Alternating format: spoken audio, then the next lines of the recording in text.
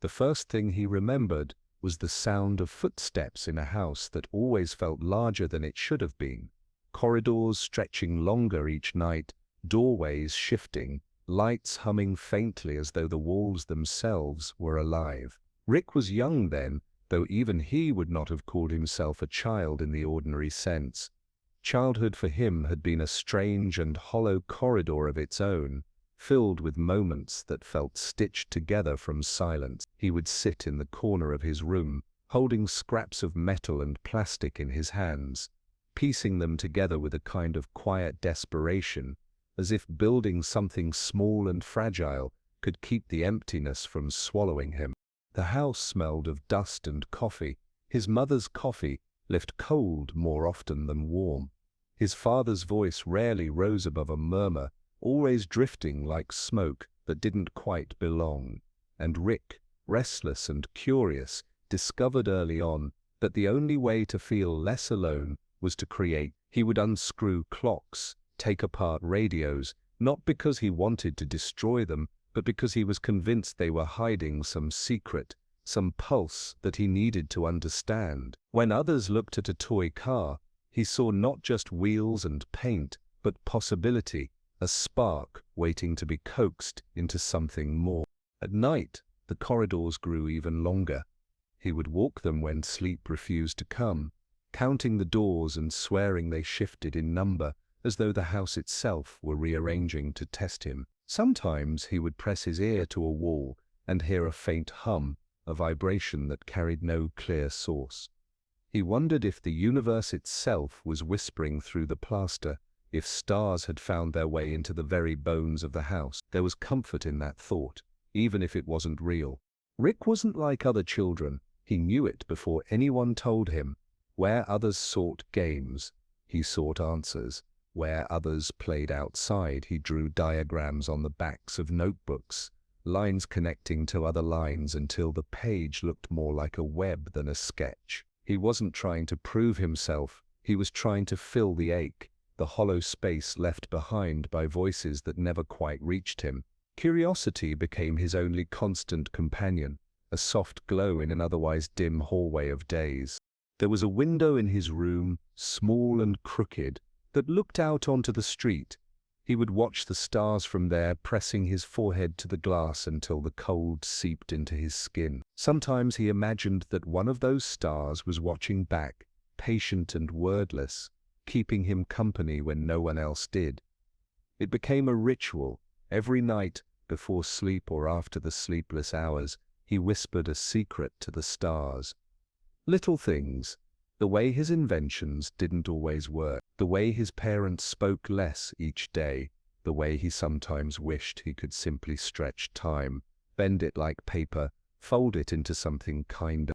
The inventions grew slowly at first. A makeshift motor that hummed before it sputtered out. A toy that flickered with light until the batteries failed. None of it mattered, because each attempt was a victory in itself. Proof that he could reach for something larger than the silence that roused around him. Every broken gadget was just another step towards something else, though he couldn't have said what. But what lingered most from those years was not the machines, not the sketches or scraps. It was the moment he first noticed how silence could change. One night, after the house had grown impossibly still, he sat with a half-built contraption in his lap, wires spilling like tangled threads, and then, faintly, he heard laughter. Not his own, not from his parents, but from somewhere inside the walls, muffled and fleeting, like the memory of joy trying to seep through. He never found the source, no matter how he searched, yet that sound stayed with him, shaping the way he thought of emptiness, not as absence, but as a space where echoes live. It was then he realized something that would stay with him all his life, that loneliness was never truly empty. It carried traces, whispers, fragments of voices past.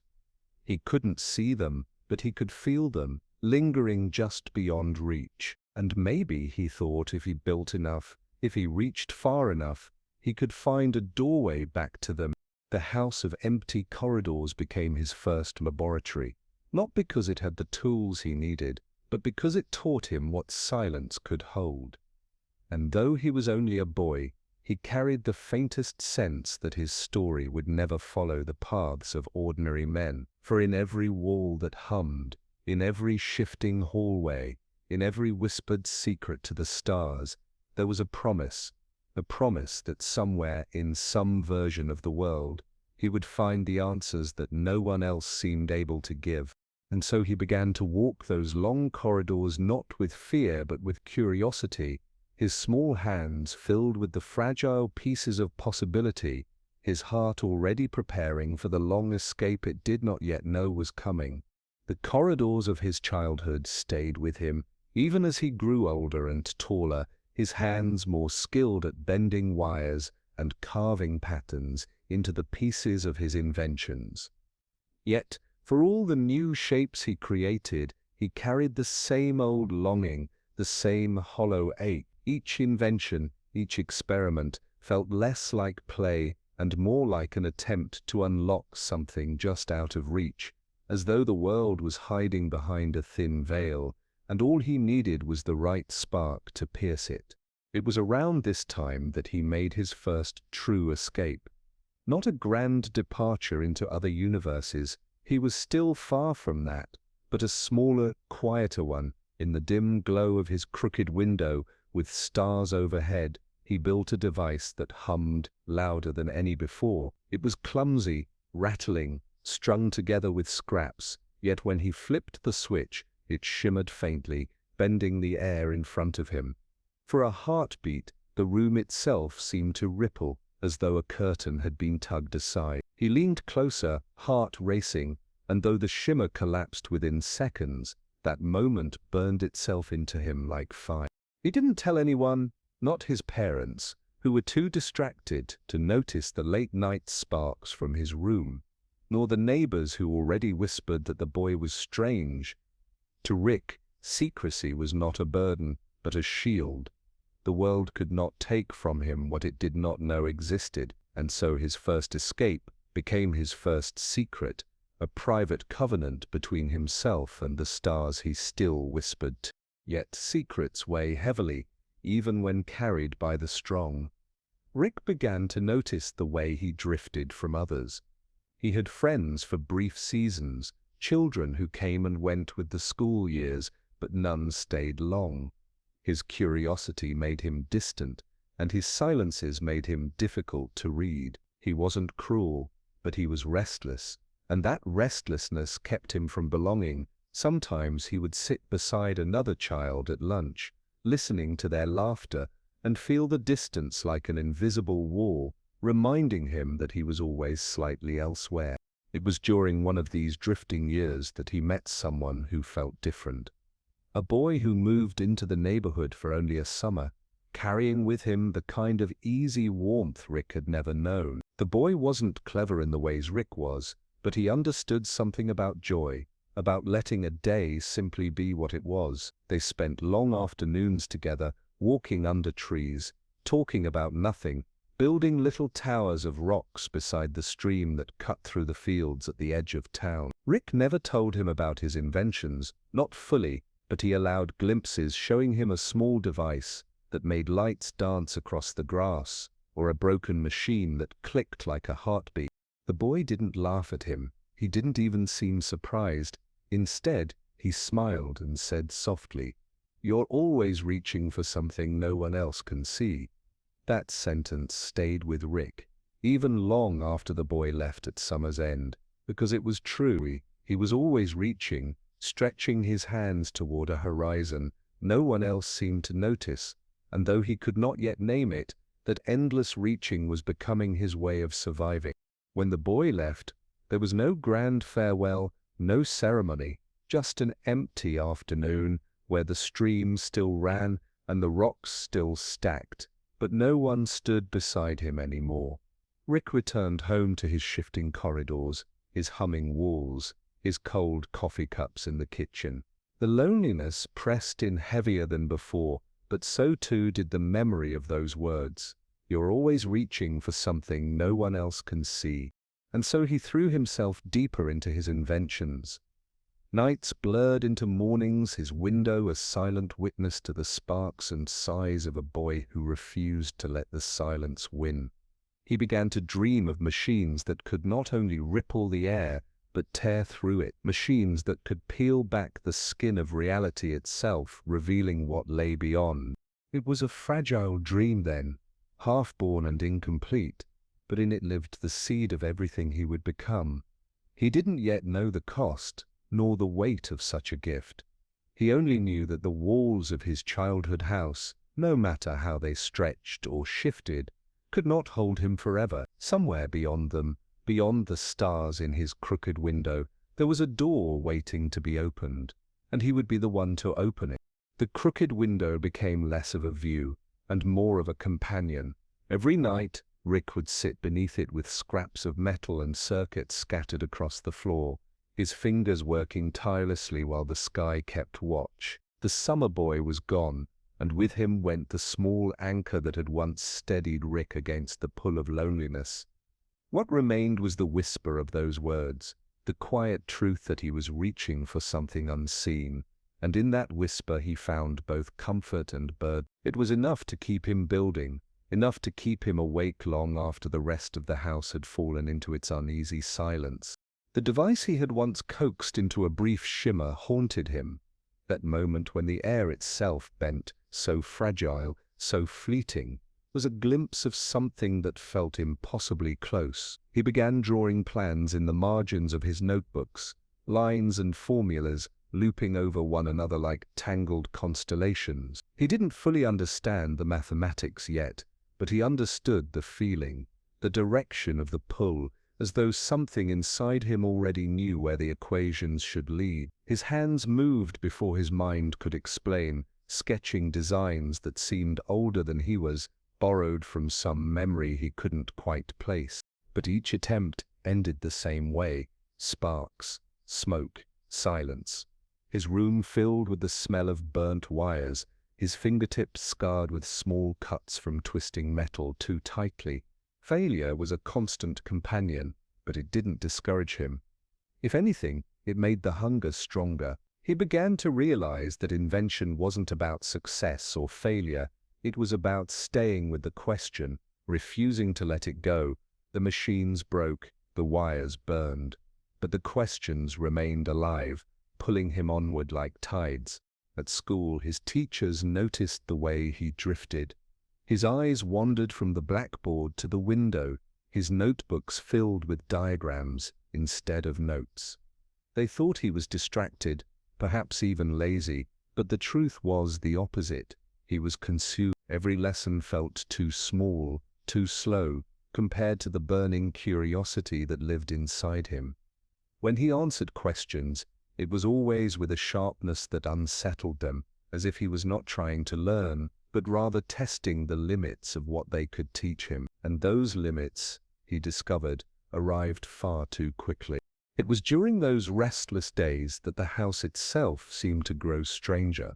The corridors, which had once stretched and shifted in his imagination, now felt almost alive. He would catch glimpses of shadows moving just ahead of him, hear faint echoes of laughter or whispers that stopped the moment he turned.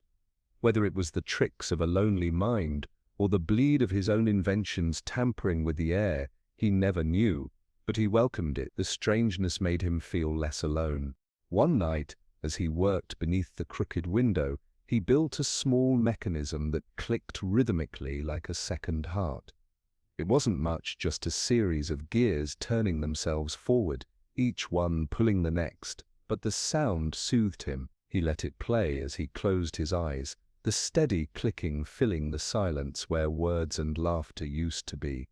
And in that sound he found the first hint of something important, that machines could carry not only function, but comfort. They could become companions, echoes of what was missing. The nights grew longer, and with them his persistence. He began experimenting with small chemical reactions, testing the patience of his neighbors with faint explosions that rattled the quiet street. There were reprimands, mutters, warnings, But Rick only smiled faintly and returned to his work. Nothing could silence the pull he felt. The certainty that his crooked window was not just a window, but a promise. Beyond it lay everything, answers, connections, perhaps even the fragments of laughter he still swore he heard in the wall. And so he worked, chasing the shimmer that had once bent the air, convinced it had not been a mistake. It was real. He had touched the edge of something vast. And though he was still a boy in a quiet house with dust in the corners and cold coffee in the kitchen, he was beginning to believe that one day he would not just whisper to the stars, he would walk among them. The soft clicking of his little machine carried him through nights that might have otherwise broken him. It became a rhythm he could trust, a sound that told him he wasn't entirely alone. But even with that comfort, the silence of the house pressed heavily on him, and he began to crave something he could not name, a bond that inventions could not replace, a presence that would not vanish when the batteries died or the gears finally wound down. It was during this restless yearning that he met her. She wasn't like the summer boy who had drifted in and out of his life. She was sharper, steadier, with a voice that carried warmth even when her words were plain. She noticed him in a way others didn't, tilting her head when he spoke, as though listening for something beneath the surface. Where most dismissed his strange tangents, she lingered on them, asking questions not because she understood, but because she cared to try. That was enough for him. For the first time, Rick felt seen, not as an oddity, not as a distraction, but as someone who might be worth holding on to. They spent hours together in the margins of school days, walking home under the fading glow of street lamps, their conversations meandering between the ordinary and the surreal. She spoke about the way the seasons seemed to move too quickly, about books she never finished but loved anyway, about how she hated goodbyes even when they were small. He rarely admitted his own feelings, but she seemed to sense them anyway, smiling at him in a way that softened the restless edges inside him. Still, he was careful. He never showed her everything. The devices hidden beneath his bed, the sketches scattered across his room, the quiet hum of half-built inventions. These were secrets he wasn't ready to share. Part of him feared she would leave once she saw the strange hunger that drove him, the way he lived half in the present and half in the stars beyond his window. And yet, there were nights when he almost told her, when the comfort of her presence felt strong enough to hold even the weight of his hidden world. One evening they sat by the stream where he had once built towers of rocks, with the boy who never stayed. The water murmured softly, the air smelled faintly of grass, and for a moment time seemed to stretch, slowing to let them exist without interruption. She picked up a smooth stone, tossed it into the water, and without looking at him, said, "You're always somewhere else, Rick. Even when you're here." The words stilled him. She hadn't said it with disappointment, only with quiet honesty, and he realized she was right. No matter how close someone stood beside him, part of him was always reaching for something unseen, something that hovered just beyond the edges of the world. He wanted to tell her why, to confess that he had seen reality bend, that he believed doors existed in places no one else dared to look. But he couldn't. The words caught in his throat, too heavy for the moment. So instead, he only said, "Maybe I'm just trying to find where I belong." She smiled faintly, skipping another stone across the water, and answered, "Then promise me that when you find it, you'll let someone be there with you." The sentence sank into him like a seed, one that would grow roots in the quiet corners of his heart. When he returned home that night, the corridors of the house no longer felt entirely empty. The whispers were still there, the shadows still shifting, but they no longer seemed to mock him. They felt like reminders that even if people left, even if laughter faded, there were still voices that lingered, waiting to be remembered. And maybe, just maybe, there could be new ones too.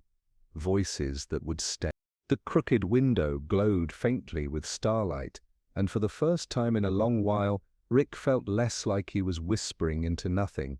Somewhere beyond, the stars might have been listening, But now, so had she, and that changed everything.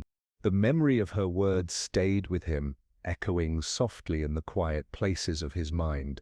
A promise to let someone be there when he finally found where he belonged. It was a simple request, almost fragile, but it carried a weight he couldn't ignore. For the first time, Rick began to wonder if all his reaching into the unknown wasn't just about discovery, but about connection, about building something that could be shared, not hidden.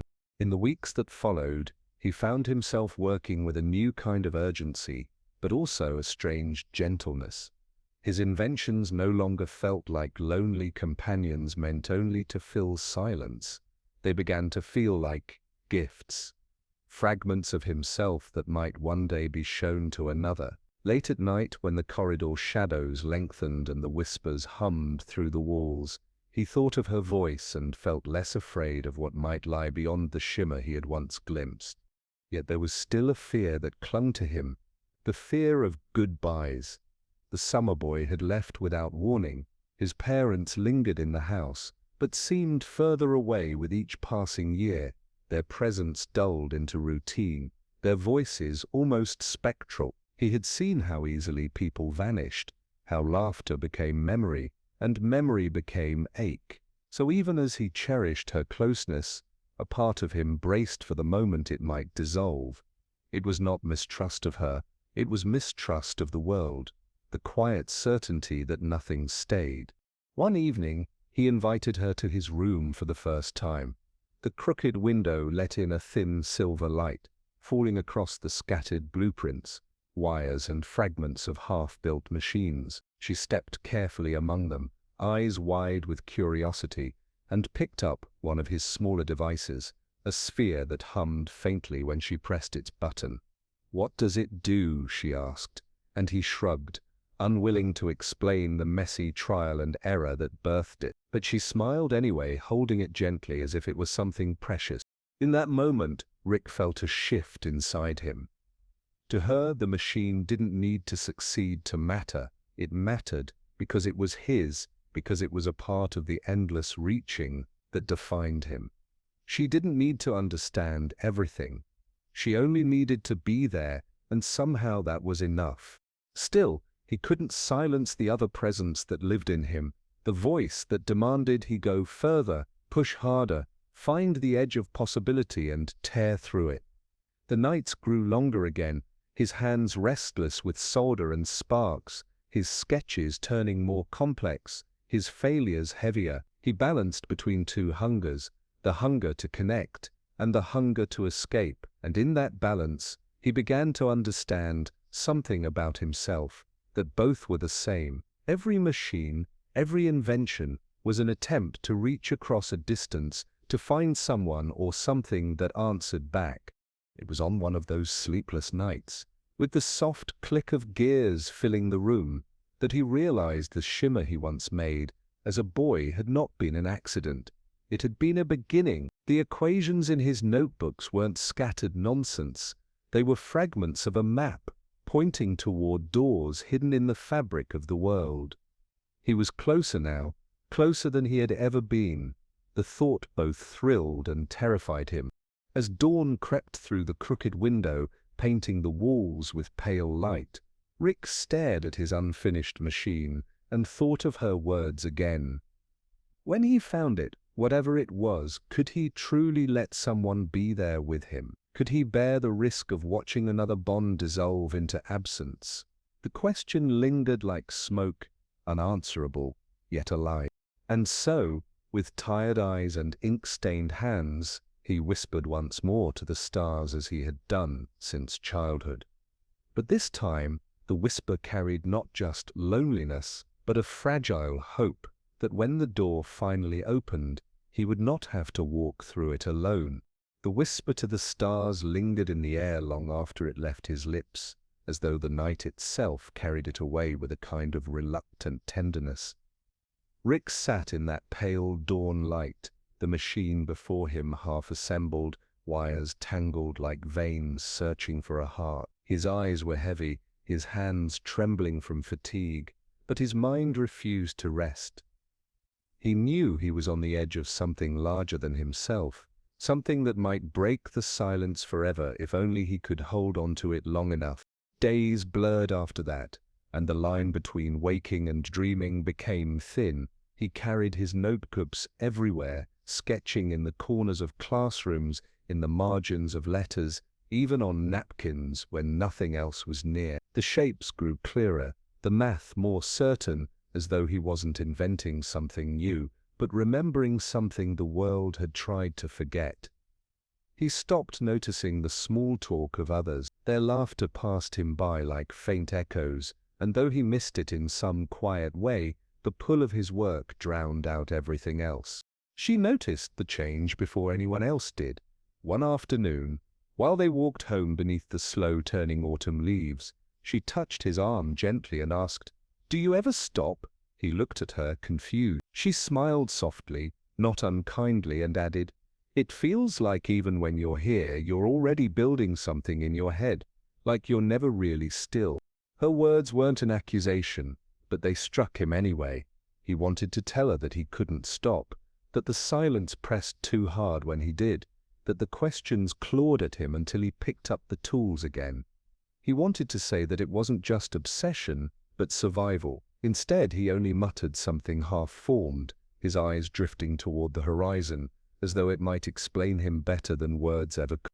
That night, when the corridors of the house stretched in their usual way, he sat again beneath his crooked window and stared at the stars. For the first time, he wondered if his reaching would cost him more than he could bear. To reach the edge of reality was one thing. To reach it and find himself alone again was another.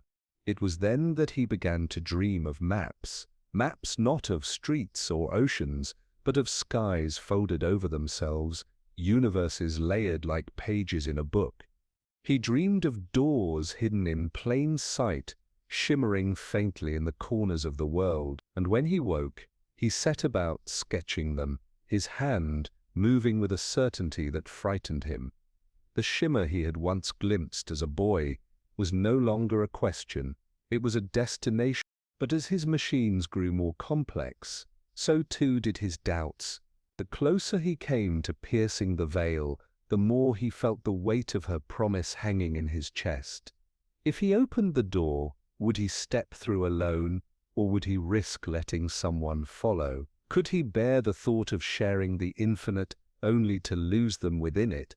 He remembered the boy who had left with the summer, the laughter that vanished into the walls, the countless silences that shaped him.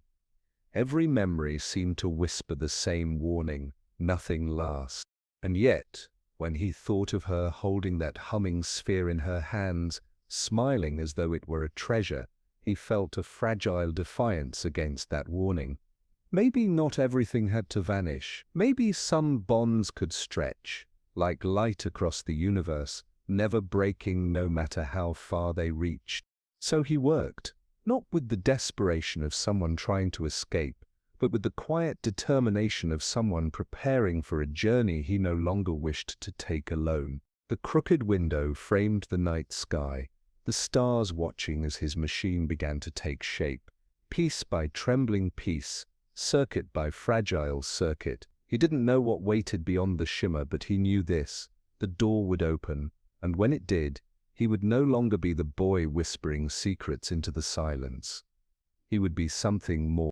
The nights grew longer as his machine neared completion, and with each passing hour, the air around him seemed to thrum with a quiet anticipation. The room smelled of metal and solder, of burning circuits and restless hours, yet beneath it all was the faint sweetness of autumn air seeping in through the crooked window. The stars beyond were no longer distant. They felt closer now, as if leaning in to see what he was building, as if they too were waiting for him to finish. Sleep became a rare visitor. When it did come, it brought visions of shifting skies, vast corridors of light, and voices that echoed in languages he didn't yet know. Sometimes he saw himself stepping through a doorway into a place that was both terrifying and magnificent, and though he woke with his heart racing, he could not deny the pull it left inside him. She came to him more often then, drawn not by the work itself, but by the way it seemed to consume him. She would sit quietly at the edge of the room, her hands folded in her lap, her eyes watching the way his fingers danced over wires and glass, how his mind lived half in this world and half in another. Sometimes she spoke softly, trying to draw him back, asking if he remembered to eat, to rest, to breathe. Other times she simply sat in silence, letting him know without words that she was there. One evening, when the stars burned bright against the velvet of the sky, she leaned forward and whispered, "What happens when it's finished?" He paused, his hand hovering over a half-assembled circuit, and for the first time, he didn't have an answer. The machine was no longer just a dream. It was real, fragile, dangerous. It would open something he could not fully understand. He looked at her, his throat dry, and managed only, "Then we find out." The words hung between them, heavier than he intended. She searched his face for a moment, her gaze deep and searching, and then she smiled faintly. It wasn't a smile of certainty, but of trust. That simple curve of her lips steadied him in a way no formula or calculation ever could. Still, doubt lingered at the edges. At night, when the machine hummed faintly even in its incomplete state, he felt the weight of all that could go wrong. What if the shimmer was not a door, but a trap? What if beyond it there was only void, or worse, something waiting that could not be contained? The thought chilled him, yet the silence pressed harder. He remembered the boy who vanished, the laughter that became echoes, and he knew he could not live in a world where the shimmer remained unanswered. The final pieces came together slowly, each one requiring more of him than the last. His hands grew calloused, his eyes bloodshot, yet his resolve sharpened. He was building not just for himself, but for the promise that nothing beautiful need vanish entirely, for the chance that when the door opened, he would not walk through it alone. And then, one night, the machine stirred. A low hum filled the room, vibrating through the floor, through the walls, through his very bones. Lights flickered across its surface, dancing in strange, alien patterns, as though the circuits were speaking a language older than his own. The air shifted, heavier, charged, and the crooked window rattled against the sudden energy. He froze, his breath caught in his chest. As the shimmer appeared, not in the sky this time, but within the room itself, a ripple of light bent the air, folding it inward as though reality itself were taking a breath. It was more beautiful than he remembered, more terrifying too, because it was no longer a dream, it was here. And in that fragile, trembling moment, he realized the silence of his life was finally about to break. The shimmer pulsed in the corner of the room, its light bending the walls into shapes that should not exist. It rippled like water and fire at once, casting shadows that moved in directions the lamp's glow could not explain. He stood frozen, one hand still on the switch of his machine, as if he had pulled not only metal into motion, but something far older, something that had been waiting for him to dare. She rose slowly from where she had been sitting, her breath caught in her throat, her eyes wide with both awe and fear. Neither spoke. Words would have shattered the fragile balance of that moment, a moment that belonged not to them but to the shimmer itself. The hum deepened, resonating inside his chest, a rhythm like a heartbeat, but not his own. It felt like the pulse of another world pushing through the veil that separated theirs. Then it shifted. The shimmer reached toward him, not with hands but with a pull he felt in his mind. His very thoughts tugged like strings. The room blurred at the edges, colors melting, as though the shimmer wished to draw him inside without waiting for his permission. He staggered forward a step, his body betraying him, and only her sudden grip on his wrist steadied him. Her hand was warm, trembling, but it anchored him, pulling him back into the present. The shimmer reacted to her touch. It flickered, faltered, then swelled brighter, almost angry, as though it had been denied what it sought. He felt its attention shift, not to her body, but to her presence, her spirit, and a chill spread through the air, the glass of the crooked window frosting over in seconds. She gasped, clutching him tighter, and for a heartbeat he feared it might take her instead. He forced his hand against the machine, twisting the dial he had built as a safeguard, lowering the surge of energy. The shimmer dimmed slightly, folding back on itself, but it did not disappear. It lingered, patient, whispering in colors and shapes, its voice not in sound, but in thought. And though the words were not words at all, he understood. It was not merely a doorway, it was an invitation. But an invitation to what? The shimmer showed fragments, visions flashing before his eyes. A city of glass towers rising from a sea of stars, a desert where the sky was fractured like a broken mirror, a vast, endless library with shelves that reached into eternity, each book glowing with lives that had never been lived. He gasped, staggering back as the images pierced him. Too sharp, too fast. When it finally eased, when the shimmer calmed into a gentle ripple again, his knees nearly gave way. She caught him, steadying him as he had steadied her, and together they stood in silence. Their breaths were ragged, hearts pounding, yet neither looked away from the impossible glow. He realized then that the shimmer was testing them, not just him, but both of them. It had sought to see if they would break, if their bond would falter under its weight, but they had held fast, together, and deep within him he knew this was only the beginning. The shimmer was awake now. It would not retreat, it would wait, as patient and certain as the stars themselves, for the moment when they chose to step through. That night, as they sat in the dim glow of the fading machine, neither could sleep. Outside, the world looked unchanged, but the silence had grown thicker, more watchful. It was as if the universe itself now held its breath, listening, waiting for the choice that would shape everything to come. The shimmer did not vanish with the dawn. Even as the first pale light of morning slipped through the cracks of the crooked window, it lingered, quiet now, folded into itself like an ember that refused to die. He had expected it to fade with the night, to dissolve like a dream into ordinary daylight, but its pulse remained steady, patient, unyielding. He sat at the edge of the work table, exhaustion weighing on him, his fingers tracing the cold rim of a half-finished device. Every wire, every coil, every calculation he had trusted now seemed insufficient, dwarfed by the presence of what had appeared before them. Across the room she watched him, her face pale with fatigue, though her eyes were still alight with something deeper than fear. It was not curiosity alone, it was recognition, the sense that the shimmer was not entirely foreign to her, as if it had been waiting for them both all along. Neither of them spoke at first. Words would have been too fragile, too small to hold what lingered between them. When he finally broke the silence, his voice was hoarse. "It wants us to follow."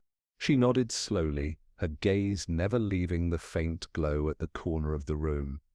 "And if we do?" He shook his head. There was no answer he could give. The visions it had forced into his mind still clung to him, heavy as ash, the towers of glass, the broken sky, the endless library. They had not felt like dreams, but memories waiting for someone to claim them, memories that were not his, yet pressed against him as if begging to be remembered. The day passed in uneasy stillness. He dismantled part of the machine, then rebuilt it, his hands moving out of habit more than purpose. She wrote notes in the margins of her old journal, though the lines blurred and looped into sketches of spirals, doorways. Each time one of them tried to turn away, their eyes were pulled back to the shimmer, as if it were breathing quietly in the corner, never letting them forget. When night returned, darker than the last, the shimmer brightened again, no longer hiding its hunger. It pulsed with a rhythm that filled the room, vibrating through the floorboards, through the glass of water left untouched on the table, through the bones in their chests. This time, it did not wait. It stretched, rippling wider, filling the air with a hum that deepened until the walls themselves seemed to bend with its weight. He stood, unable to resist, his body answering a call older than language. She rose beside him, her hand brushing his, and he felt the tremor in her grip. Yet she did not let go. Together they stepped closer, the glow washing over their faces, filling their eyes until the room vanished, and only the shimmer remained. For an instant they were suspended between breaths, between worlds. He could see his reflection within it, but distorted, an image of himself older, stranger, eyes filled with a knowledge that frightened him. Beside that reflection was hers, but not as he knew her. She was cloaked in light, her face both familiar and changed, as though the shimmer was revealing what lay beyond their fragile skin. The hum deepened again, and with it came the unmistakable sense that the threshold had opened, not just for glimpses, not just for visions, but for passage. The air thickened, time slowed, and the shimmer leaned toward them like an open mouth waiting to swallow. He realized then that there would be no choice forever postponed. The shimmer would not wait much longer. Either they stepped forward, or it would reach through and take what it desired on its own terms. Her fingers tightened on his hand, not in fear, but in resolve. He turned toward her, saw the same unspoken decision mirrored in her eyes, and in that silence they understood. The next step would not be into their room. It would be into whatever lay beyond the shimmer, into a place that might not let them return. The shimmer waited, patient and infinite, stretching across the corner of the room like a breath held too long. He could feel its presence in the marrow of his bones, in the pulse of his veins, in the quiet pull of thought that tugged him forward. She stood beside him, hand entwined with his, her fingers warm, steady. Neither of them spoke, for speech seemed fragile against the weight of what lay before them. He took the first step, then the second, and the shimmer expanded, folding itself around them with a light that was both blinding and soft.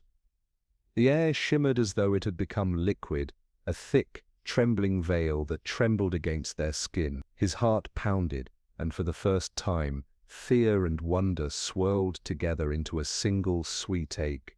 She squeezed his hand, grounding him, and he realized that the tether between them was stronger than any uncertainty. The room dissolved. The crooked window, the scattered wires, the faint hum of the machine, all of it vanished like smoke. They were suspended in something vast, something that was neither air nor sky nor water, yet all of it at once. Colors unknown to the eye swirled around them, weaving together in patterns that seemed alive, as though the shimmer was breathing, thinking, watching. They floated weightless, and the pulse beneath their feet mirrored the rhythm in their own heart. Visions unfurled around the mountains that bent toward impossible angles, oceans that shimmered with the light of countless suns, forests with trees taller than cities, their leaves whispering secrets in languages that resonated in the soul rather than the air. Each image flickered, then vanished, replaced by something equally impossible. They could not turn away. Each scene called to some part of them they had not known existed. He realized the shimmer was not merely a passage but a test. It wanted to see if they could endure the beauty and terror of the unknown, if their minds were flexible enough, their courage intact. And then, faintly at first, a sound emerged. Not music, not voice, but a vibration that carried meaning. It hummed in their chests, spoke through their bones. He understood that the shimmer had recognized them, acknowledged the tether they shared, and allowed them to enter fully because they had not faltered. Time lost meaning. Minutes and hours fell away like leaves in wind, replaced by the slow, deliberate stretching of infinity. He glimpsed doors hanging in voids, each leading to places that were both familiar and alien. She reached for him, and he clung to her as one might cling to gravity itself, and together they drifted through the ever-shifting light. And yet, despite the splendor, the shimmer whispered of risk. There were currents that could pull them apart, folds of light that might dissolve them if they were not careful. He held her hand tighter, feeling the warmth that anchored him, reminding him that the vast unknown could not erase the small, stubborn human truths, presence, trust, and love. Slowly, as if yielding to their courage, the shimmer began to stabilize, folding the infinite possibilities into a corridor of light. It was narrow, yes, but solid enough that they could step forward without fear of being torn asunder. He glanced at her, and in the shimmer's glow, she smiled, a smile that spoke of wonder, trust, and the shared weight of discovery. Together they took the first deliberate step into what lay beyond, and the world they had known fell away entirely. The stars, the walls, the hum of the machine, all became memory. They were suspended in the threshold between what was and what could be, and in that moment, Rick understood the truth he had chased his entire life, that the unknown was not something to conquer, but to enter with care, with openness, and with someone who refused to let go. The shimmer embraced them, neither hostile nor gentle, merely present, guiding, testing, and witnessing. And as they moved deeper, he felt the quiet thrill of beginnings, the first step into a universe where the rules were not yet written, where every sensation, every thought, every bond had the chance to stretch beyond the imaginable. And somewhere in the pulsing light, he thought he heard the faint echo of laughter, not lost, not vanished, but waiting to be found again. The moment they fully entered the shimmer, the world they had known dissolved into an endless mosaic of light and possibility. Shapes shifted beneath their feet, then above their heads, and gravity itself seemed to bend like a gentle wave. He felt both weightless and anchored, as if his body had learned to trust a rhythm that the mind could scarcely comprehend. She stayed close, her hand in his, her presence a tether to something enduring, amid the relentless flux. They drifted through corridors of color that bled into one another, violets that shimmered into gold, blues that deepened into black, so vast it felt like standing inside a star. The air had texture, almost like silk brushing their skin, carrying faint murmurs that spoke directly into thought rather than ear. Every glance revealed new patterns, towers that twisted impossibly, rivers flowing uphill, forests that hummed with a soft, invisible pulse. Each moment was beautiful, strange, and alive. For a time, they simply observed, letting the shimmer's rhythm carry them. He noticed that even in this fluid, alien space, there was an order, a subtle pattern in the chaos, like a song you could feel but not yet name. He reached for it instinctively, tracing lines in the air with his hand, feeling how the energy responded. She mirrored him, her movements small and deliberate, and together they began to explore, mapping the shimmer not with tools, but with presence, with attention, with trust. And then he saw it, a door, not a literal one, but a fold in the light, a place where the shimmer thinned, forming a threshold that seemed almost designed for them. He pointed, and she nodded, understanding the unspoken question, "Shall we?" The space beyond the fold was quieter, almost serene, yet it carried an undercurrent of something untamed. As they stepped through, he felt the familiar pull of curiosity sharpen into exhilaration. The world here was both more fragile and more vivid than anywhere they had. Colors responded to thought. The environment bent subtly with intention, as though it were alive and attentive, observing their every step. Shadows moved without sources, whispers threaded themselves into patterns of light, and time itself stretched and contracted in gentle, unpredictable pulses. She laughed softly, a sound of wonder that anchored him more securely than any machine ever could. "It's endless," she whispered, though even the word seemed too small. He nodded, feeling the truth of it settle deep into his chest. Endless, and yet somehow intimate, as if the universe had folded itself around them to let them witness what most would never see. And yet, He could feel it watching, the shimmer, the space itself, alive and curious. There were moments when it pushed, testing them, bending gravity, or folding their vision in ways that disoriented. He reached for her instinctively, grounding himself, and she did the same. In those brief instants of disorientation, they learned to trust one another more than anything else, understanding that the bond between them was stronger than the strange forces pressing against their senses. Hours, or perhaps only minutes, passed as they wandered, observing, feeling, and learning the subtle language of this new reality. He realized then that the shimmer was not simply a space to traverse, but a teacher. It demanded patience, awareness, and openness. It rewarded attention with glimpses of impossible beauty and tested courage with moments that could have unnerved the faint of heart. When they paused, hovering in a pool of gentle golden light, he whispered to her, This changes everything." She smiled, squeezing his hand, and said, "It doesn't change what we have. It only shows us what's possible." And in that suspended space, he understood the depth of her words. The shimmer might bend worlds, twist time, even reveal secrets of infinity, but it could not touch the tether that held them together. And for the first time, he let himself feel not just wonder, but belonging. The shimmer began to thicken around them, a soft pressure that pressed gently against their senses, urging attention, demanding awareness. It was no longer merely a place of wonder, it was alive in a more deliberate way now, testing their presence, their ability to move together without fracturing. Rick felt it first in the subtle shifts beneath his feet. Floor, if it could be called that, seemed to ripple with currents of unseen energy. She sensed it too, her hand tightening around his, a silent acknowledgement that they would need each other more than ever. A corridor of light twisted before them, folding in on itself, and he realized that the shimmer was beginning to challenge them. It was not hostile, but it was deliberate, a puzzle to be understood, not with force, but with perception. Each step required care, each movement precise, as if the space itself could bend or break them if they faltered. The air shimmered faintly with unseen currents, brushing against their skin, whispering in colors and tones he could not name.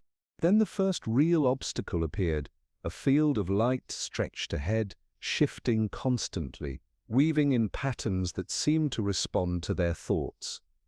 When he reached toward it, the pattern rippled and resisted, folding back like water pushed against the tide.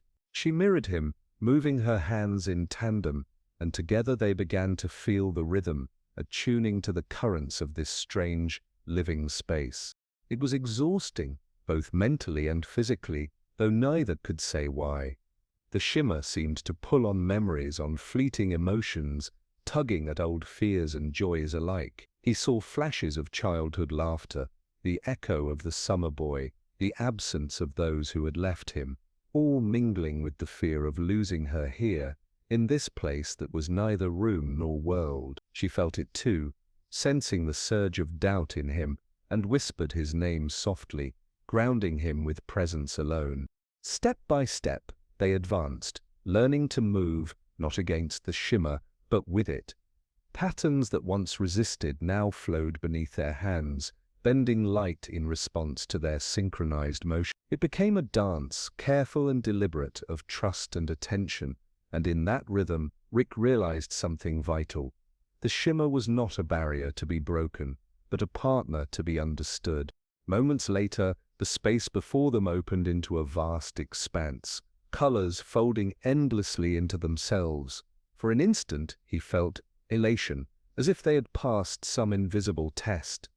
But then the shimmer shifted again, and he understood the challenge was ongoing. It would push, test, and stretch them as far as they were willing to go, and perhaps it might push beyond, to reveal who they truly were when all else was stripped away. She looked at him, eyes bright but steady, and he felt a calm determination settle in his chest. "We can do this," she said, not as reassurance for him, but as a reminder to herself. He nodded, understanding the truth of her words. Their bond was their compass, their tether through the uncertainty. And as they moved deeper into the endless fold of light, he realized that the shimmer's tests were not just about endurance or courage, they were about presence, about the fragile, persistent act of existing together in the vast unknown. And in that presence, every fear, every doubt, every loss felt smaller, held at bay by something stronger than the shimmer itself, the quiet certainty that they would not walk alone. As they moved deeper, the shimmer began to shift in subtler ways, revealing hints of worlds beyond, delicate glimpses threaded through the folds of light. He could see towers rising from oceans of liquid silver, forests that glowed softly from within, and skies fractured into ribbons of gold and violet. Each glimpse was fleeting, a whisper of something larger, something infinite, and it left a lingering ache of wonder in his chest. She reached out, her fingers brushing one of the light ribbons, and it quivered, bending around her touch as if responding to curiosity itself. He marveled at how alive it all felt, not in the sense of animals or plants, but as though the very space had awareness. The shimmer seemed to measure them, to recognize their presence, rewarding their caution with clarity and testing their resolve with impossible vistas that might overwhelm the unprepared. He felt his mind stretching to absorb it, heart beating in time with some rhythm older than memory, older than anything he had known. They moved together step by careful step, the shimmer folding and unfolding around them. Occasionally he glimpsed scenes that were almost mirrors of their own lives, strange distorted echoes of childhood memories, laughter that had long faded, moments of quiet loss. She noticed them too, the way a fold of light would linger a moment longer around a fleeting thought, and he realized the shimmer was not only showing possibility, but reflecting, understanding, probing gently for their response. It was both beautiful and unnerving. He had expected wonder, yes, but he had not expected intimacy. The shimmer seemed to know them, knew what it meant to be human, and offered fragments of connection within the vast unknown. A field of stars rose to their side, each one a heartbeat, each one echoing moments of joy and sorrow from their lives. And when they paused, watching in awe, a soft warmth settled over them, comforting and quiet, like a hand on the shoulder, a reassurance that even here, in the infinite, there was space for tenderness. She leaned close, whispering, "Do you feel it? They're alive, but not dangerous. They're aware." He nodded, breath shallow, heart full. He realized that for the first time fear was balanced by a deeper sense of belonging, an understanding that the shimmer's infinite possibilities were not threats but invitations. And then, just as suddenly, the light folded tighter, drawing them into a narrower passage, a corridor lined with scenes that seemed to pulse with life. They were no longer merely observing, they were participating. Each movement they made influenced the shimmer, subtly bending it, coaxing it forward, shaping it with attention and care. It was as if the space had become a mirror not only of possibility but of choice, reflecting the consequences of their awareness. He felt a surge of exhilaration, not the reckless thrill of danger, but the deep, steady joy of discovery. The shimmer was teaching them, guiding them through impossible beauty, testing patience and courage, revealing the delicate interplay between observation and influence, and in that realization, he understood the subtle power of presence, that to move through the infinite was not simply to endure, but to participate, to engage with wonder fully, and to honor it with care. Together, hand in hand, they continued, each step carrying them further into realms that shimmered with promise, yet held the quiet reminder that every choice, every gesture was part of the unfolding dance. And somewhere, deep in the folds of light, he felt the faintest echo of laughter again, a promise perhaps that even in the vast unknown, the familiar could still be found. As they drifted further, the shimmer began to thrum with a different cadence. Subtle, yet undeniable, as if something or someone was moving within its folds alongside them. The colors shifted more deliberately, folding into shapes that suggested presence, not merely light. He felt it first in the corner of his vision, a fleeting shadow, a ripple in the patterns that pulsed with their steps. She noticed it too, a tightening of her chest, a whisper of awareness that they were no longer entirely alone. They paused, hands still entwined, breathing carefully. The shimmer seemed to lean closer, bending space to reveal hints without clarity. Within the folds, he glimpsed forms that resembled travelers, figures woven from light and thought, moving with a rhythm that suggested intelligence, not human, and yet not entirely alien. They glided past, their presence faint but undeniable, like a breath passing through the air. The shimmer pulsed in response to them, acknowledging their awareness and theirs in turn. He swallowed, realizing that the shimmer had more dimensions than they had imagined. It was not merely a space of infinite beauty, it was a network, a place where consciousnesses brushed against one another across distances impossible to measure. Each step they took resonated, sending ripples outward, and for a moment he could feel the subtle, almost tender influence of the others moving around them. They were aware, watching, yet not threatening, as though curiosity had a gentle pulse of its own. She squeezed his hand, whispering, "They're like us, maybe, but not. It's hard to tell." He nodded, heart racing in a quiet, deliberate rhythm. "We don't need to understand them," he said softly, "just to notice, to move with care." The shimmer seemed to hum agreement, a warm vibration that wrapped around them like a protective current. As they ventured deeper, the forms became more pronounced. Light braided itself into structures resembling beings, their edges soft and flowing, faces suggested but never fixed. They mirrored fragments of memory, of thought, gestures that felt familiar, comforting, and sometimes unsettling. Each interaction was fleeting, but it left a subtle imprint, the sense that they were being seen, understood, and in some way remembered by entities that existed entirely within the shimmer. Rick felt a swell of both humility and awe. The shimmer was teaching them again, not about strength or skill, but about perception and empathy, about recognizing presence even when it was strange or beyond comprehension. She looked at him with quiet wonder, her eyes reflecting the shifting light. "We're part of it now," she whispered, "even if only for this moment." He nodded, feeling the truth of it settle in his chest, a warmth that anchored him amid the endless unknown. And then, just as suddenly as they had noticed the others, the shimmer folded again, pulling them into a narrower path where the forms could not follow, yet leaving the resonance of their presence behind. It was a reminder that every interaction, however brief, carried weight.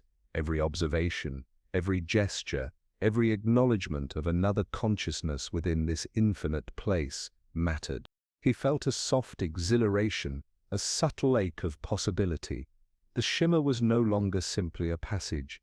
It was a living web of awareness, infinite yet intimate, vast yet responsive. And as they moved forward, hand in hand, he understood that their journey was becoming less about discovery of worlds, and more about discovery of connection with each other, with the shimmer itself, and with the countless echoes of consciousness woven through its depths.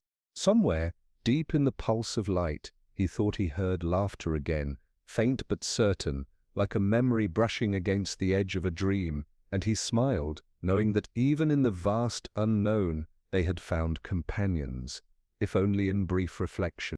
The shimmer shifted again, this time in ways that felt deliberate and purposeful, as though it had been waiting for them to reach a threshold of understanding. The colors twisted into sharper contrasts, pools of light darkening briefly before brightening into hues that seemed almost physical, like molten glass folding into itself. Rick sensed the change immediately. It was no longer only a place of observation, but a space that demanded choice, attention, and intention.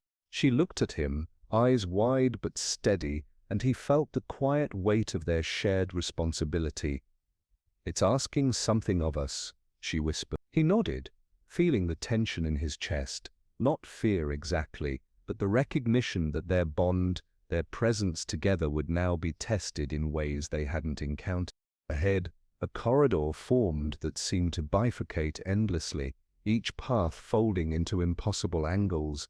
Light pulsed along the edges, creating shapes that resembled doors, tunnels, even staircases suspended in nothingness. Some of the paths appeared safe, smooth and inviting, while others rippled with currents that tugged unpredictably, as if daring them to step wrong. Rick realized that every choice they made sent ripples through the shimmer, subtly reshaping the space around them, and that the shimmer would respond, not just to movement, but to intent.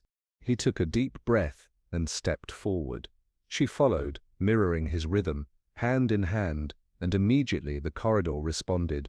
The current smoothed, the angles softened, guiding them deeper. He marveled at the way their awareness seemed to shape the shimmer without force, how attentiveness and care could maybe what brute strength could never conquer.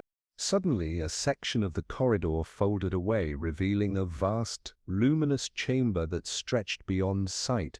Within it, shapes twisted and coiled, moving with intention, forming patterns that were at once beautiful and disorienting. The shimmer seemed to hum, vibrating through the floor, the air, the very fabric of perception.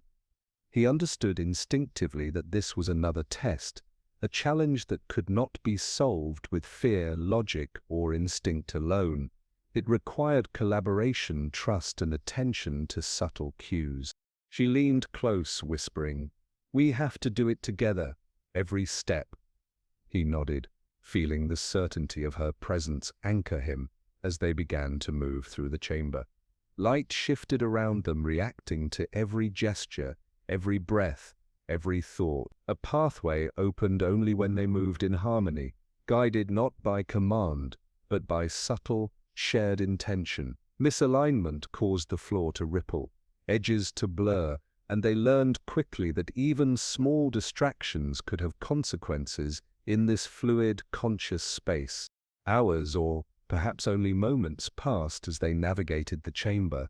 Patterns of light swirled around them, at times echoing their movements, at times challenging them with unexpected folds. He realized that the shimmer was teaching them more than navigation. It was teaching them presence, the quiet power of attention, and the fragile necessity of trust.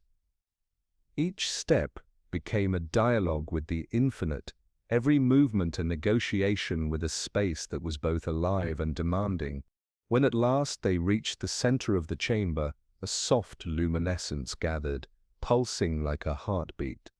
The shimmer stilled briefly, as if in acknowledgement of their cooperation, before folding open a path forward, an invitation, not a reward, to continue deeper into the infinite. Rick exhaled slowly, the tension leaving his body, and she smiled, a mixture of relief, awe, and understanding passing between them.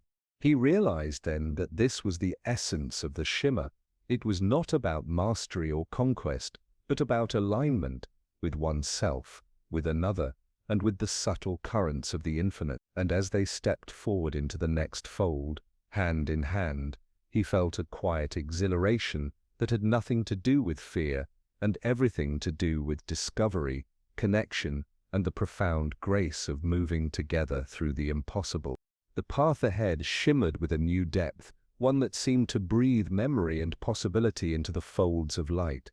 As they stepped forward, Rick felt a strange familiarity, as though some part of the shimmer had always known them, had always been waiting to reflect pieces of themselves back. Shapes twisted into echoes of places he had loved and lost, rooms he had never returned to, streets he had only walked in dreams, fleeting glimpses of faces that felt impossibly intimate. She moved beside him, eyes soft with recognition, as though the shimmer was weaving fragments of their shared past into its infinite tapestry. He could see it too, a fragment of laughter from a childhood long buried, a fleeting shadow of a choice made and forgotten, a memory that seems suspended just for them. Each glimpse was delicate, easily lost if not met with care, and he realized the shimmer was teaching patience, the gentle art of noticing, honoring, and letting pass what could not be grasped. Time itself seemed to loosen, minutes folding into moments, moments expanding into hours that felt like seconds. Rick noticed that some paths shimmered brighter when he thought of kindness, darker when he lingered on regret. The space was alive not only with light and color but with consequence, echoing the emotional rhythms they carried. She reached for him, a grounding tether in the midst of flowing possibility, and he felt the subtle certainty of their connection anchor him in a reality that could have unraveled at any moment. They wandered through corridors that mirrored thought and memory. A city skyline rose and fell in waves of light, each building reflecting fragments of choices they had made. Trees arched and bent like fingers reaching to touch something unseen, their leaves whispering in colors and tones rather than words. The shimmer did not push them forward but offered guidance, a quiet nudge toward patterns that aligned with their hearts, demanding awareness rather than effort, cooperation rather than force. For a moment they paused in a pool of golden light, the shimmer folding itself gently around them. Rick breathed deeply, feeling the resonance of countless possible worlds ripple through him. "It's showing us," he started, but words failed. She smiled, understanding the inarticulate truth. "It's not just showing," she said softly. "It's inviting." And indeed the shimmer felt alive with invitation, a gentle coaxing toward awareness, toward choice, toward presence in the infinite. A faint vibration rose beneath their feet, subtle but insistent, as if the shimmer itself were humming in recognition of their awareness. Shapes of light curved and coiled around them, reflecting fragments of their thoughts, fears, and hopes. He realized that each movement, each shared glance, every silent acknowledgement between them affected the space, subtly shaping the infinite in response to their connection. This was no longer mere observation, it was participation, a dialogue with the shimmer that required trust, courage, and the quiet intimacy of shared presence. She leaned close, whispering, "Every memory, every possibility, it's ours to witness, and yet not ours to hold. We have to let it flow." He nodded, feeling the delicate truth settle in his chest. The shimmer was teaching them not to cling, not to dominate, but to exist with awareness, to witness fully, to honor the infinite without fear or attachment. And as they stepped forward once more, hand in hand, the corridors of memory and possibility folded seamlessly into new paths, revealing worlds uncountable in beauty, complexity, and depth. He realized then that the shimmer was not only infinite in space, but infinite in understanding, reflecting their presence, their choices, and their bond with tender, deliberate care. In that understanding, a quiet awe settled over him, a wonder that was not loud or urgent, but soft, persistent, and profoundly peaceful. Somewhere deep in the pulses of light, he thought he heard a faint echo of laughter again, not distant but familiar, threading through the infinite like a thread of warmth, and he smiled, letting it guide him onward, knowing that in this place of infinite possibility, they were never truly alone. The shimmer pulsed differently now, subtle at first, then insistent, like the slow beating of a distant drum calling attention to the present. Rick noticed that the corridors of light no longer simply unfolded. They questioned, they suggested, they challenged, shapes bent in unexpected ways, folds appearing where none had been before, corridors splitting and merging like currents in an invisible river. He looked at her, seeing the same mixture of wonder and apprehension mirrored in her eyes, and realized that the shimmer was about to test them in ways they hadn't anticipated.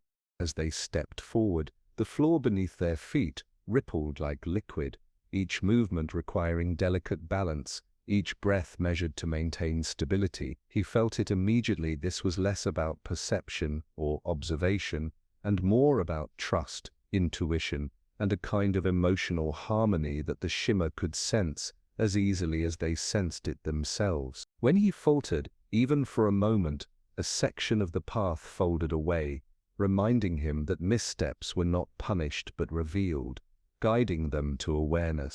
She whispered, "It's responding to us, to how we feel, how we think together." He nodded, hand tightening around hers, the bond between them, anchoring them in a space that could have easily unmoored them. The shimmer was teaching through subtle pressure, through challenges that demanded they move not just physically, but emotionally, mentally, and intuitively. Ahead, a series of arches formed, each glowing with a soft, impossible light. As they passed under the first, Rick felt a wave of memories wash over him, memories not all his own, but shared, intertwined with hers, fragments of experiences they hadn't yet spoken aloud. The shimmer mirrored the unspoken connection between them, layering their shared understanding into the very space around them. She felt it too, breathing in rhythm with him, their movements synchronized as if the shimmer had become an extension of their bond. A sudden fold of light shifted, forming a subtle but pressing obstacle, a corridor that curved impossibly upward, then spiraled down into darkness. The edges shimmered with potential threat, and instinct whispered caution. Rick inhaled, realizing that the solution was not force or cleverness, but attentiveness and cooperation. They moved together, balancing, leaning, stepping in perfect synchrony, each subtle adjustment a reflection of trust and understanding. When they aligned fully, the shimmer responded, stabilizing the path, folding the darkness gently aside, guiding them safely forward. In the brief stillness that followed, he realized something profound. The shimmer was not simply a puzzle to be solved, nor a force to be endured. It was a mirror reflecting not only the infinite possibilities around them, but the infinite layers within themselves and each other. Every ripple of light, every subtle bend of the corridor was an invitation to notice, to adjust, to respond with presence. And each success, each small alignment, reinforced the quiet certainty that they could navigate even the most impossible spaces together. She looked at him with a smile that was soft and steady, and he felt the warmth of it settle deep in his chest. "We're learning it," she said quietly.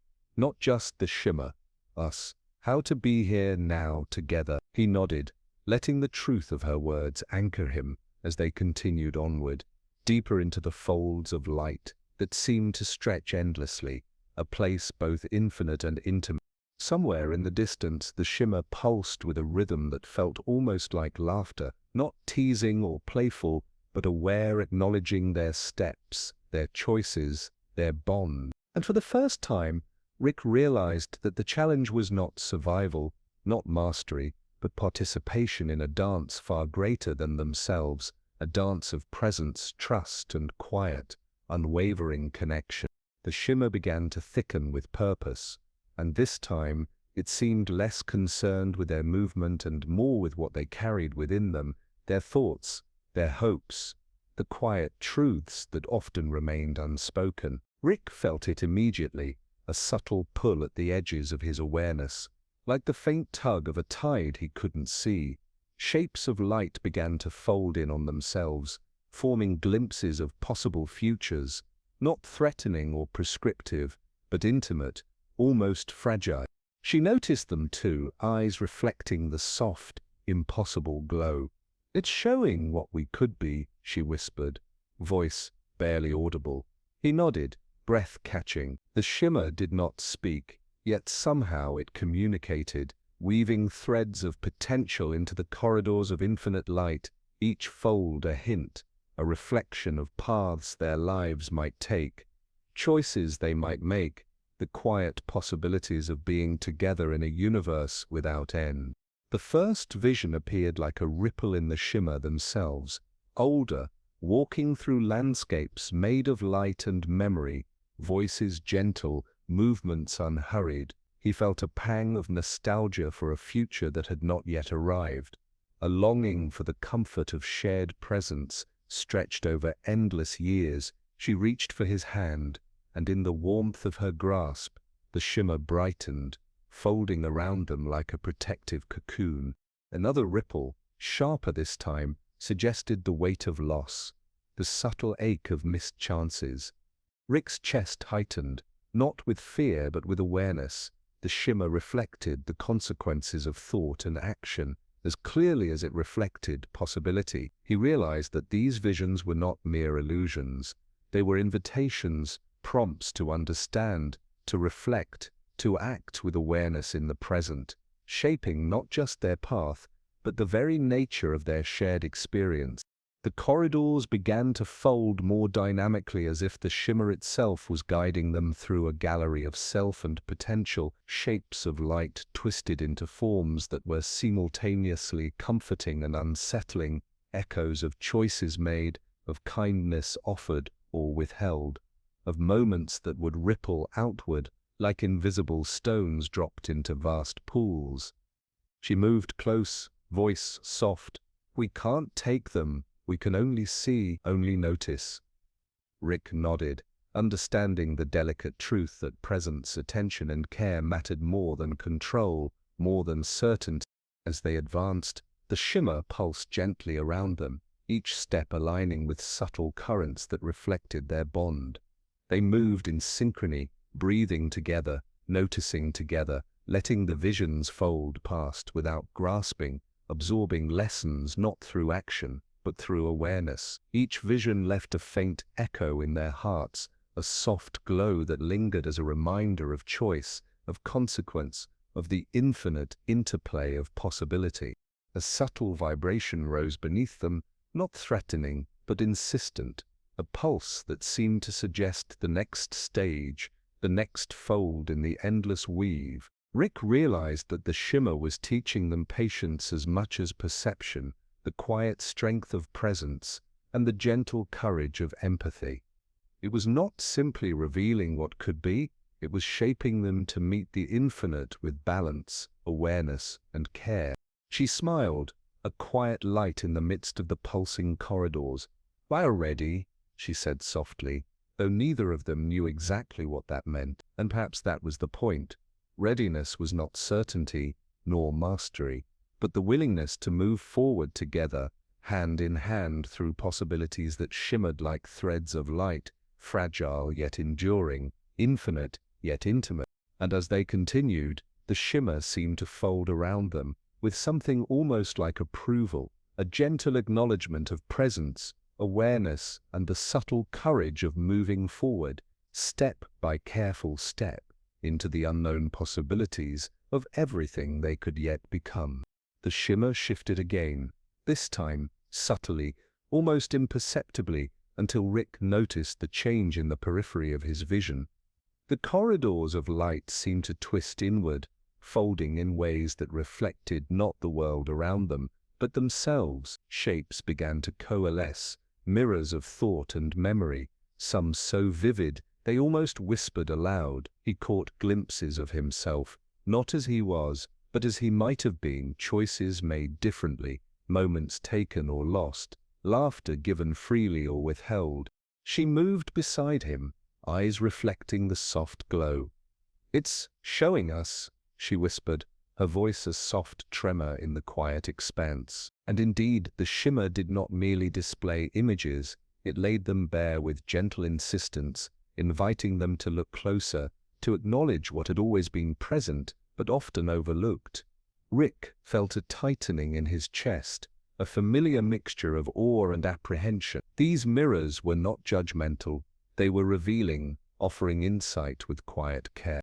The first reflection drew him in, a version of himself moving through worlds with unspoken kindness, small acts of care echoing into infinity. The corridors responded to his focus, the light pulsing in gentle rhythm, a quiet encouragement to acknowledge what he could nurture, not just what he could command.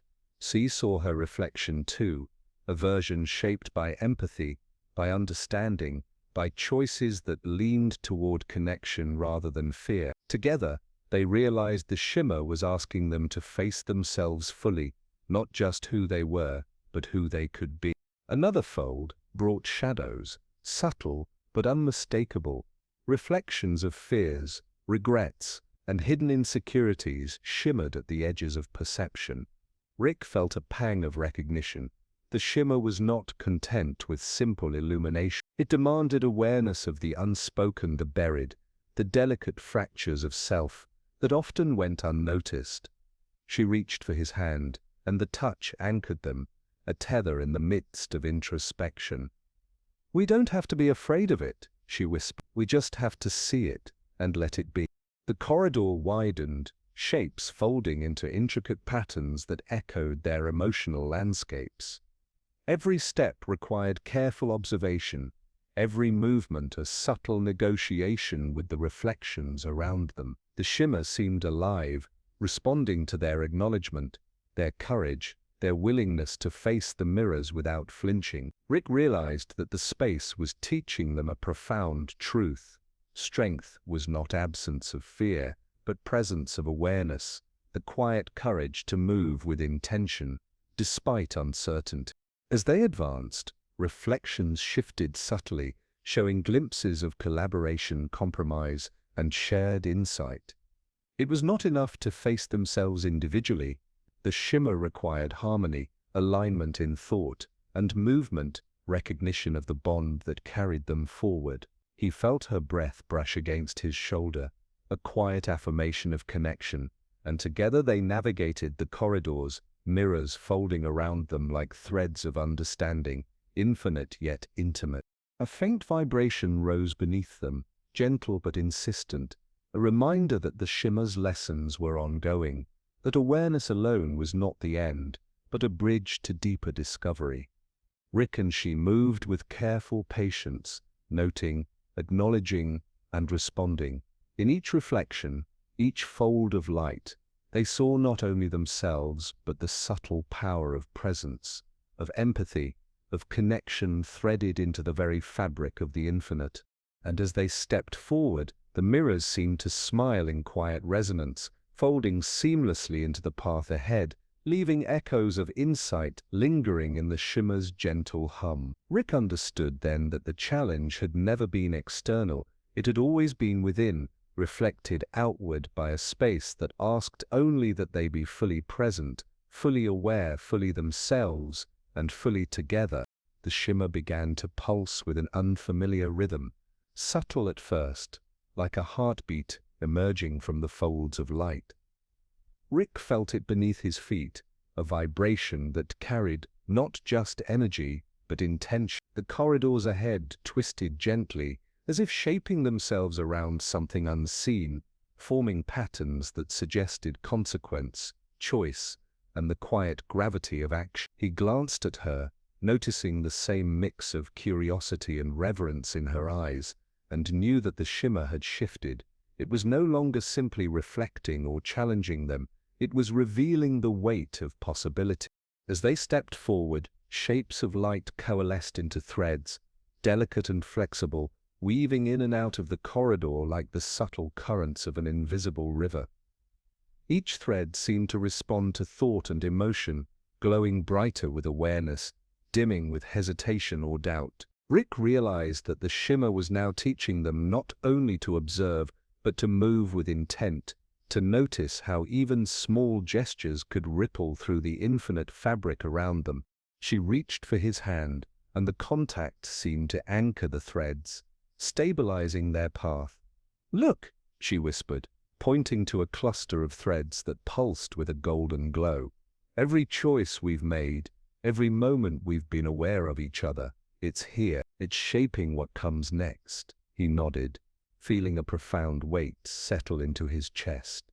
The shimmer was showing them the subtle consequences of care, of attention, of presence, the small, almost imperceptible actions that shaped not only themselves, but the vast web of infinite possibilities. The threads shifted, responding to their synchronized movements. Paths opened where they moved with shared intent, and closed where discord or distraction arose. Rick felt the delicate balance required. Each step, each breath, each glance mattered. They were participants, not observers, in a space that demanded mindfulness and connection. The shimmer pulsed in acknowledgement, a gentle, guiding pulse that encouraged alignment without force. A series of shapes formed ahead, luminous and intricate, suggesting potential outcomes of choices yet to come. Some glowed softly, hinting at moments of connection, laughter, and warmth. Others shimmered in muted tones, echoes of missteps, regrets, or missed opportunities. Rick understood that these were not predictions but invitations to notice, to respond, to act with awareness. He moved closer to her, letting their hands guide each other, their steps weaving harmony into the shimmer. She smiled, a soft, steady glow in her expression. "We're part of it," she said quietly. "Not controlling it, just participating."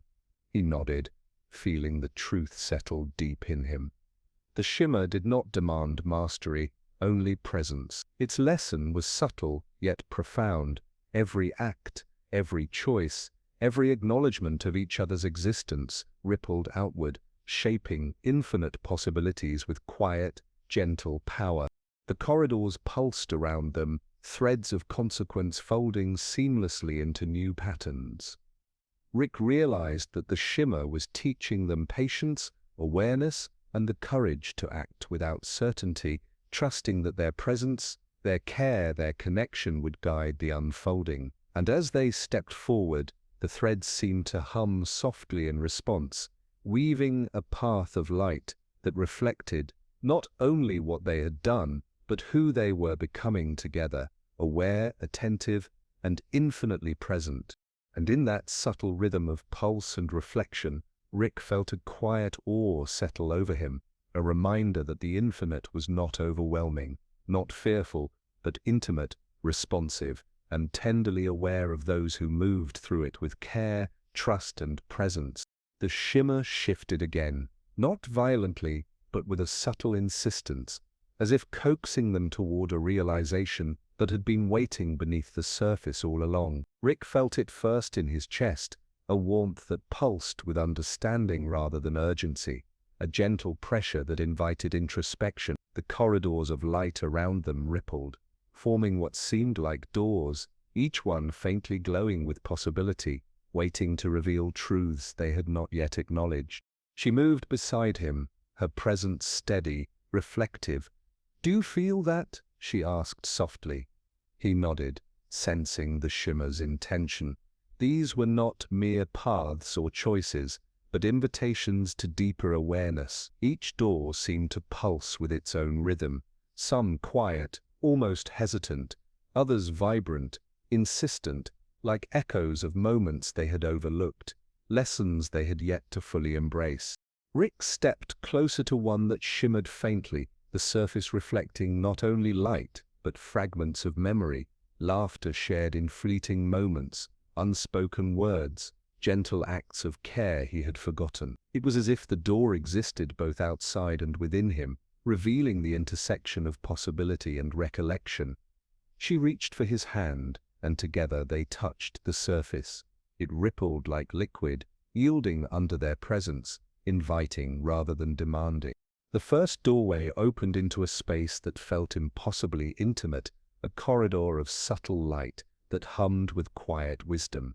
Shapes of past experiences intertwined with whispers of potential futures, flowing like a stream that carried everything gently forward. Rick realized the shimmer was teaching them that understanding was not about control or foresight, but about presence, about noticing the delicate patterns that shaped both themselves and each other. She walked beside him, her eyes reflecting soft hues of thought and memory. "It's not just showing us what was or what might be," she murmured. "It's showing us what we've carried, quietly, all along." And indeed the corridors seemed to respond, folding gently around them, highlighting moments where attentiveness, empathy, and care had altered the subtle currents of experience. Every step felt weightless yet profoundly significant, as if the shimmer measured not distance but depth. Further ahead, another doorway appeared, smaller, almost hidden in a curve of soft light. Rick felt a pull toward it, a quiet insistence that this one held something different, something more personal. As they approached, he saw fragments of unspoken fears and hidden strengths reflected in its surface. The shimmer did not force recognition, but offered clarity through gentle reflection, the courage they had overlooked, the resilience they had taken for granted, the love they had quietly nurtured. She reached for him again, a grounding presence in the midst of revelation. "We don't have to carry it all alone," she whispered. "The shimmer, it's showing us together." He nodded, letting the words settle in that shared acknowledgement. The corridors seemed to breathe with them, folding into a space of quiet intimacy, where understanding, trust, and gentle courage intertwined seamlessly. As they moved through the sequence of doors, each one offered a lesson, a reflection, a chance to recognize the subtle threads of choice, consequence, and connection that had guided them so far. The shimmer responded to their awareness, pulsing softly with approval, teaching them that the infinite was not only external, but a mirror of the bond they nurtured, a landscape shaped as much by presence as by perception. And in that quiet, flowing rhythm, Rick understood something he had not fully grasped before. The shimmer's lessons were never about forcing revelation, but about guiding them to notice, to participate, and to embrace the delicate power of understanding themselves and each other within the infinite. The shimmer pulsed with a softer, more deliberate rhythm, as though it had sensed the quiet understanding settling between them. Rick felt the gentle vibration through the soles of his feet, like the echo of a distant, reassuring heart. The corridors ahead no longer merely reflected light. They carried the warmth of memory, the subtle fragrance of moments long past, but never forgotten. Each fold in the path hinted at encounters and emotions that had lingered quietly, waiting for acknowledgement. She stepped beside him, hand brushing his, and the shimmer responded, weaving threads of gold and silver that flowed around them, gently highlighting fragments of shared experience. Rick noticed faint echoes of laughter, whispers of kindness, and tiny gestures of care that had once seemed inconsequential, now illuminated with soft reverence. The corridors themselves seemed to sigh in recognition, expanding just enough to let them pass without haste, as if time itself had slowed to honor the delicate moments unfolding. Ahead, a curve of light formed a small alcove, inviting but intimate, a space where past and present seemed to converge. Within it, images shimmered, not harsh or sharp, but gentle and diffuse, memories of unspoken apologies, tender gestures overlooked, the quiet sacrifices made for one another. Rick and she lingered, absorbing the subtleties, letting the shimmer's gentle insistence guide their attention to what had always mattered, but often went unnoticed. "Do you remember?" she whispered, voice soft, almost a hum against the light. Rick nodded, tracing the shapes in the air with his fingers, recognizing the patterns of moments where connection had prevailed over fear, empathy had tempered judgment, and small kindnesses had carried unexpected weight. The shimmer seemed to pulse brighter at their acknowledgement, as if approving their awareness, reinforcing the quiet lesson that understanding and compassion were themselves a kind of power. The corridor opened further, threads of light intertwining above and below, forming a path that reflected the unspoken emotional terrain they had navigated together. Rick felt a subtle tug of nostalgia and relief, the comfort of realizing that even in their missteps there had been a rhythm, a balance, a weaving of care that had persisted quietly, invisibly. She moved closer, fingers entwined with his, and the shimmer pulsed in soft waves, reflecting the harmony of presence, of shared acknowledgement. Another fold of light revealed moments neither had fully remembered, moments of vulnerability, courage, and quiet intimacy. The shimmer did not demand recognition, but simply held them in gentle clarity, allowing them to notice, to reflect, to accept. Rick realized that the shimmer's lessons were cumulative. Every acknowledgement, every understanding, every shared breath became part of a subtle architecture of emotional resonance, building a foundation that could sustain them as they moved forward. As they continued, the corridors of light began to fold seamlessly, forming patterns that suggested not only memory but also reconciliation, a soft weaving together of moments once fragmented. Rick felt a profound peace settle within him. The shimmer was not merely a guide through impossible spaces, but a companion in understanding, a mirror of what mattered most: presence, care, empathy, and the courage to acknowledge the quiet truths that shaped their journey. And as they stepped forward, hand in hand, the shimmer pulsed gently around them, threads of light tracing their path, like the soft echo of a lullaby, a reminder that even in infinite complexity, the tender constancy of connection could illuminate every fold, every corner, every hidden chamber of possibility.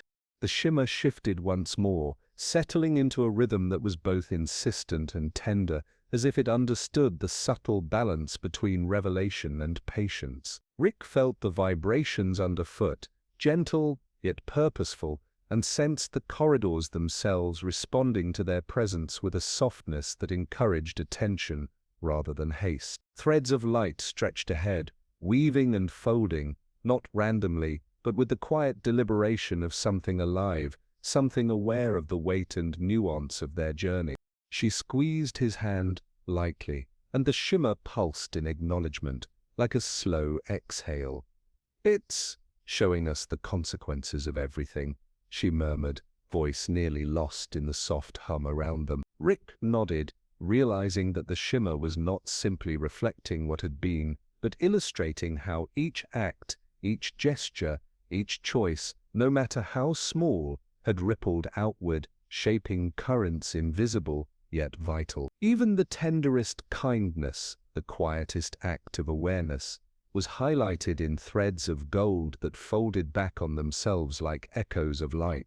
A bend in the corridor opened into a chamber of luminous folds, each thread representing a ripple of influence, subtle and profound. He could see glimpses of himself and her acting in ways both deliberate and incidental, moments of care that seemed almost trivial in the past, now resonating with significance. The shimmer showed them how these choices interwove, forming a delicate lattice of possibility, the quiet architecture of empathy and awareness stretching infinitely in all directions.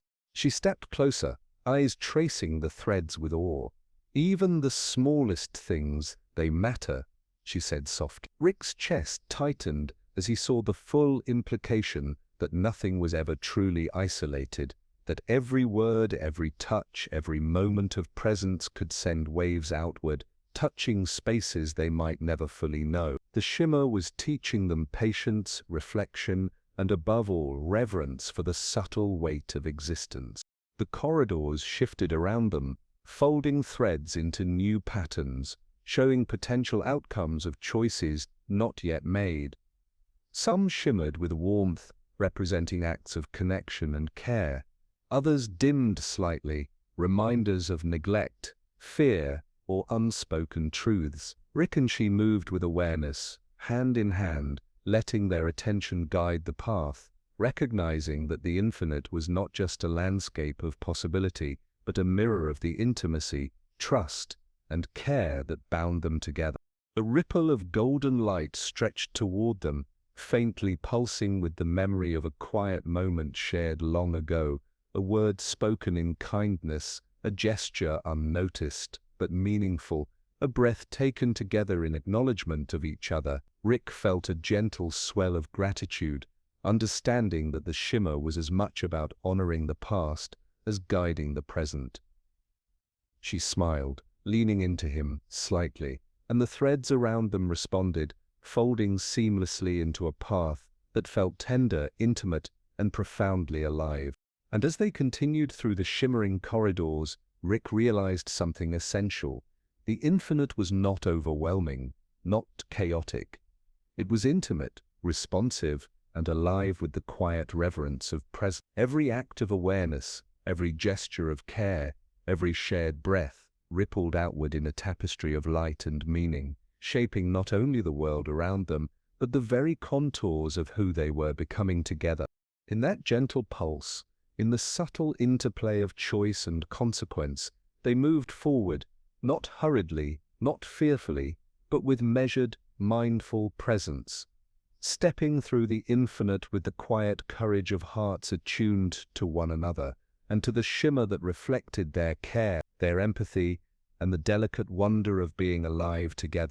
The corridors of shimmer stretched onward, undulating softly like a quiet sea, each fold of light whispering secrets that only careful attention could hear. Rick felt a subtle tightening in his chest, a mixture of anticipation and gentle awe, as if the space itself was breathing in rhythm with their movement. The threads of possibility swirled around them, glinting with memories and potentials, some faint, others brilliant, all interwoven in ways that suggested both intimacy and infinity. She walked beside him, hand brushing lightly against his, grounding them in the midst of flowing radiance. "It's showing us connections we didn't even know were there," she whispered. Rick nodded, seeing threads stretch to places and moments that had seemed insignificant at the time, yet now glimmered with quiet significance. Every glance, every touch, every small gesture rippled through these corridors, resonating with an unexpected clarity. He realized that the shimmer was not merely guiding them, it was illuminating the unseen architecture of relationships, the latent lattice of emotional resonance that linked them to each other and to the infinite possibilities around them. Ahead, the corridor opened into a chamber that felt warmer, brighter, though without harsh light. More like the glow of early dawn, shapes hovered in the periphery, faintly luminous, forming fleeting patterns of recognition, moments of empathy, acts of care, unspoken words that had carried weight quietly, invisibly, through time. Rick saw a thread that pulsed gently, connecting him to her in a memory long overlooked. A shared laugh, a gesture unnoticed, yet profoundly impactful.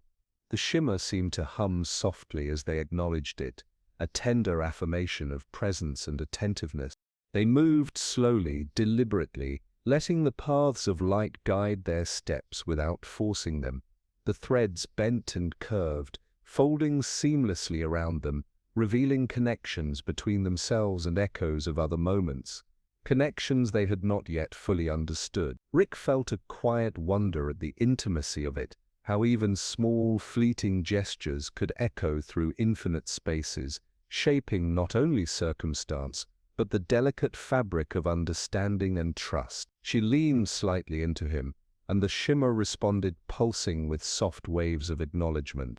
A particularly bright thread led them toward a faint archway, through which shimmered fragments of moments neither had fully remembered, moments of vulnerability, trust, and tenderness they had long since set aside. As they passed, Rick felt a quiet warmth spreading through him, a recognition that the shimmer was teaching them the beauty and gravity of noticing, of being aware of how each choice, each act of care, intertwined with the lives of others in ways both subtle and profound. The corridors seemed to sigh softly around them, folding their light in gentle patterns of reassurance, offering clarity without demand.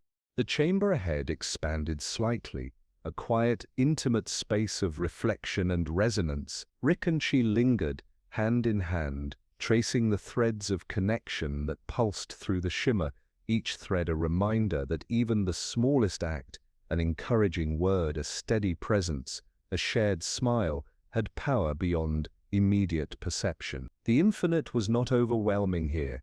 It was tender, responsive, alive with quiet echoes of care and attention. And as they stepped forward together, threads of gold and silver weaving between them, Rick realized that the shimmer's lessons were cumulative. Each acknowledgement, each shared breath, Each moment of awareness built a subtle architecture of understanding and empathy. The corridors pulsed gently with each step, reflecting their presence, their connection, their capacity to move through the infinite with quiet grace and mindful care. In that moment, Rick understood something he had not fully grasped before. The shimmer was not just a guide, nor a reflection. It was a reminder that the gentle constancy of care, awareness, and connection could illuminate even the most complex and infinite spaces, revealing paths of tenderness, understanding, and shared presence. The shimmer's rhythm softened, settling into a gentle cadence that felt like the pulse of the universe itself, slow and deliberate, patient and reassuring. Rick and she moved through corridors of light that now seemed familiar, yet infinitely more profound, as if the infinite had folded itself into a space meant only for their awareness. The threads of connection stretched outward, but unlike before, they did not overwhelm. They embraced, enfolding them in subtle patterns of understanding, reflection, and quiet reverence. She glanced at him, eyes soft, luminous with thought. "It feels different now," she murmured. Rick nodded, sensing it too.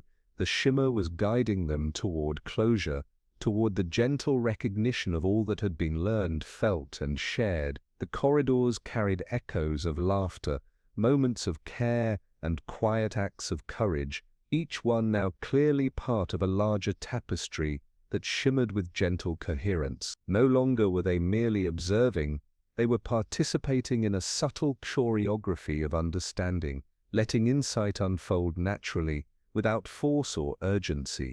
Ahead, a soft archway formed, its glow warm and inviting, like the first light of morning after a long contemplative night.